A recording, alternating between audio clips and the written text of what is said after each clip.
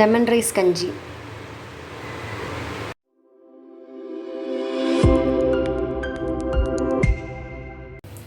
Welcome to Madurai பிரதி kitchen. இன்றைக்கி நம்ம லெமன் ரைஸ் கஞ்சி மாதிரி செய்ய போகிறேன்.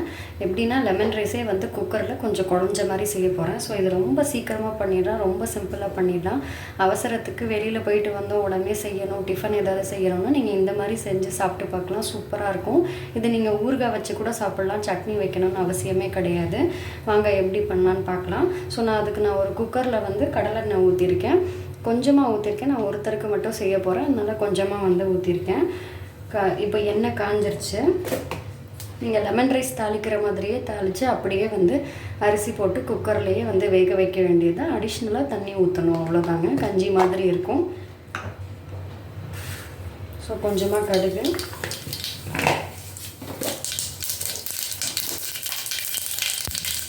கொஞ்சம் உடச்ச உளுந்தம்பருப்பு,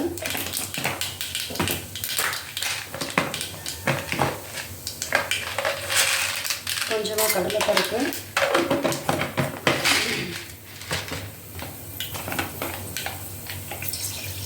கொஞ்சமாக மஞ்சத்தூள்,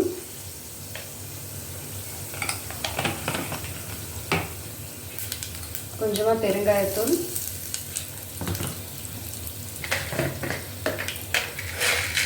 கொஞ்சமாக கல்லுப்பு,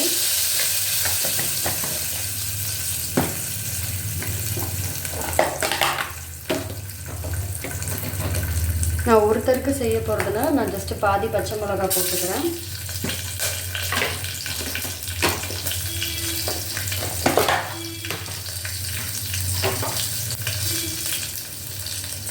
கொஞ்சமாக கொத்தமல்லி இலை,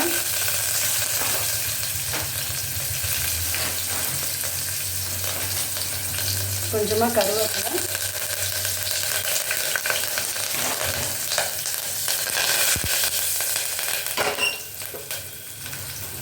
அப்புறம் நான் ஒரு லெமன் எடுத்திருக்கேன். நீங்கள் அடிஷ்னலாக மெம்பர்ஸ் இருக்காங்க, அடிஷ்னலாக ஆட் பண்ணிக்கோங்க. இது இதிலே கலந்துக்கலாம்.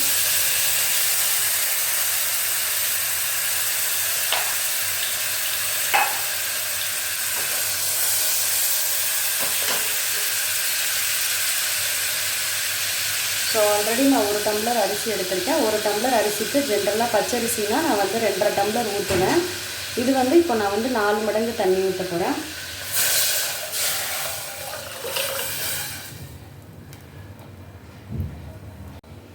ஸோ எனக்கு கொஞ்சம் கொலன்னு இருக்கணுன்றதுக்காக நான் 4 மடங்கு தண்ணி ஊற்றிருக்கேன்.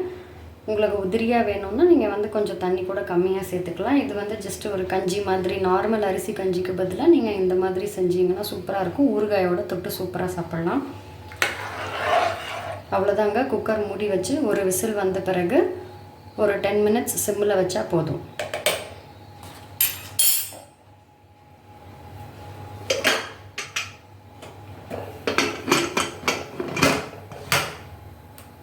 ஸோ இப்போ பார்த்தீங்கன்னா நான் குக்கர் மூடி ஓப்பன் பண்ணிட்டேன்.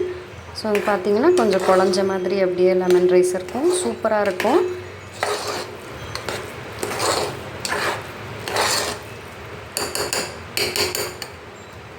நீங்கள் இது ஊறுகாவோட தொட்டு சாப்பிட்டா சூப்பராக இருக்கும். ட்ரை பண்ணி பாருங்கள். தேங்காய் சட்னியோடையும் நல்லாயிருக்கும். ட்ரை பண்ணி பார்த்துட்டு நல்லா இருக்குன்னா லைக் பண்ணுங்கள், ஷேர் பண்ணுங்கள், மறக்காமல் சப்ஸ்கிரைப் பண்ணுங்கள். தேங்க்யூ.